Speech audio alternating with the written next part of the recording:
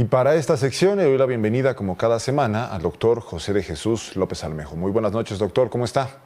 Hola, Braulio, buenas noches. Espero que no me vuelvas a dar una noticia tan fugaz No, como yo hace ocho también. días. Yo también espero que no vuelva a pasar, que no vuelvan a vulnerar ninguna de nuestras embajadas, porque lo que ocurrió la semana pasada y que informamos aquí prácticamente en tiempo real, sí fue un Sí. hecho sin precedentes y me parece que también las determinaciones de los organismos internacionales tienen que ir en ese sentido para que no quede este hecho como un precedente y que se sigan respetando los tratados como el de Viena y demás. Pero bueno, el experto en relaciones internacionales es usted, doctor. Cuéntenos qué hay en este tema.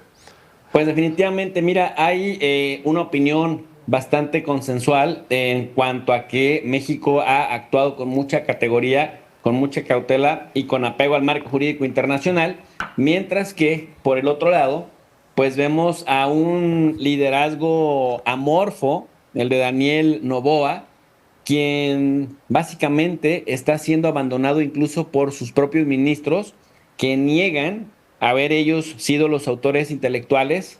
Dicen, y a veces, por ejemplo, Mónica Palencia, la ministra del Interior de origen mexicano, nacida en Durango, que por alguna razón tiene nacionalidad ecuatoriana y por la amistad que tiene con Daniel Noboa, que casi puso a puros amigos, independientemente de que tuvieran o no méritos para estar en el gobierno. Y Palencia, por ejemplo, dice que como ella tenía un conflicto de interés porque es mexicana, pues no podía hacer nada ni para parar, ni para impulsar lo que hicieron con las fuerzas del orden y también del desorden. Las fuerzas armadas entraron encapuchados con armas pesadas a nuestra embajada, golpearon a Roberto Canseco, el jefe de la misión diplomática, en ausencia de Raquel Cerúres Meque, la embajadora a la que habían declarado un día antes persona non grata. Y luego, bueno, pues también ya vimos lo que hicieron con Jorge Glass, que prácticamente se lo llevan secuestrado.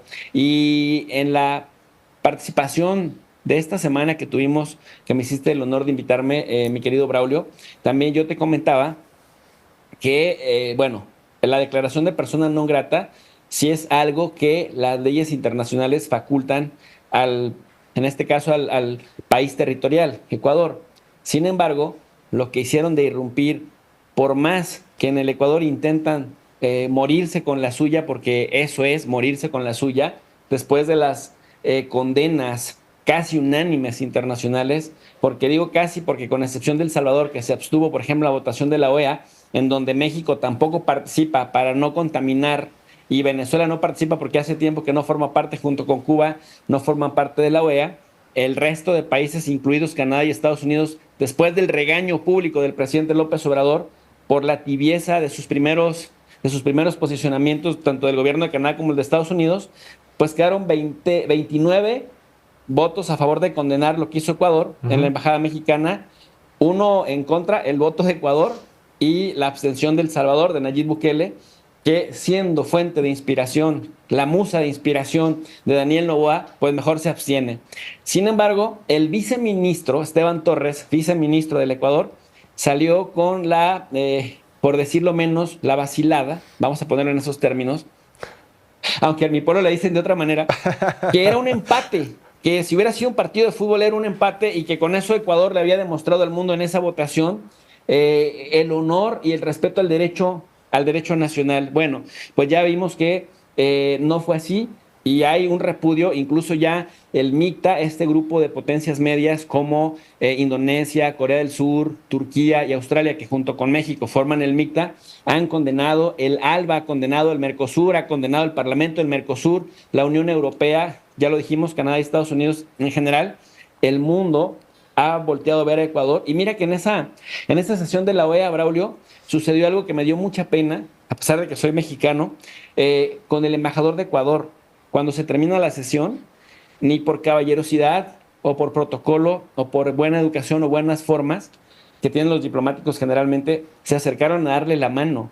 Casi todo el mundo le hizo una especie de ley del hielo y esto, decía Luis Almagro, lo que se intenta es que no se genere un precedente y que todos los demás países de la región entiendan lo que puede pasar al cometer algo, pues una falla tan grave. Y México, mientras que Novoa está siendo abandonado por sus ministros que dicen, fue el presidente, nosotros nada más ejecutamos, le asesoramos, pero no teníamos la última decisión.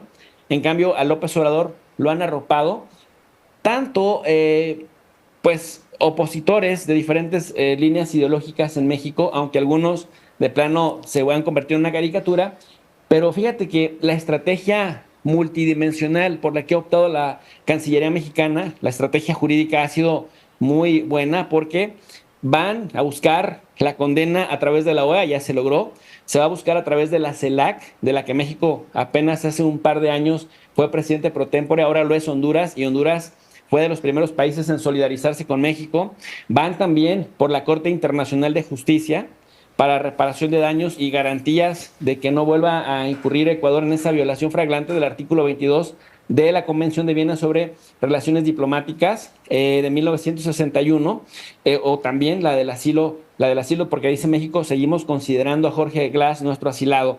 Y no solamente se queda ahí, también van a recurrir, además de la OEA, de la CELAC, de la Corte Internacional de Justicia, a la Corte Interamericana de Derechos Humanos, pero además también van a la Asamblea General y al Consejo de Seguridad. Es decir, por todos los frentes, México está amarrando y está haciendo que este proceso sí sea aleccionador, no solamente para el Ecuador, porque mira, lamentable y tristemente en el Ecuador, los medios corporativos, que ya sabemos cómo se las gastan, han puesto a analistas que anteriormente habían sido funcionarios de alto nivel ante Naciones Unidas o ante algún otro organismo internacional a tratar de justificar que lo que hicieron es porque México pues le dio asilo a alguien que ya se sabía que tenía condenas ejecutadas, etcétera, etcétera, sin entender que el artículo 4 y el artículo 9 de la Convención de Caracas de Asilo Diplomático de 1954 son muy tajantes esos artículos en decir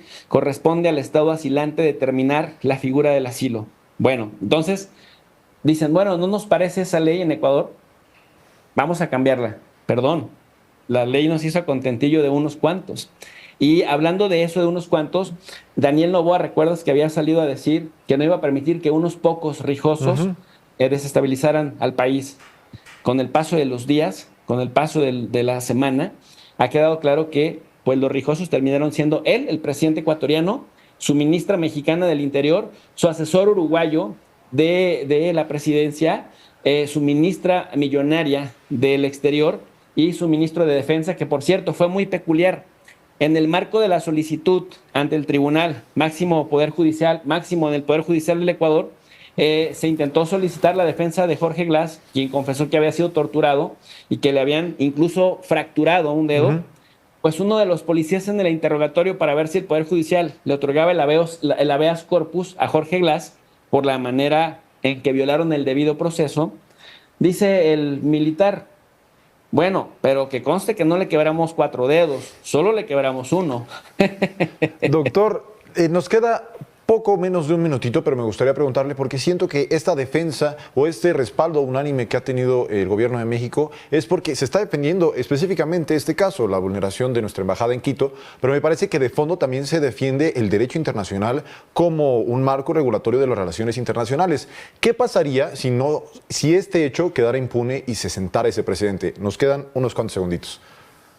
La anarquía total, porque entonces, ¿cómo obligas a países africanos a que respeten las misiones diplomáticas, a otros países centroamericanos, a otros países sudamericanos? Y mira, en el Medio Oriente, donde la cosa está que arde, ¿cómo obligas a los países a que respeten casi la sacralidad de las misiones diplomáticas, que son ese último espacio de paz en donde se reconstruye la negociación entre dos países que no se pueden ver ni en pintura? Tiene que ser aleccionador, porque de eso depende la coexistencia pacífica entre las naciones, Braulio. Muy importante, doctor. Muchas gracias por su tiempo. Muy esclarecedor escucharlo. Nos vemos por acá la próxima semana. Un fuerte abrazo. Muchas gracias. Fuerte abrazo.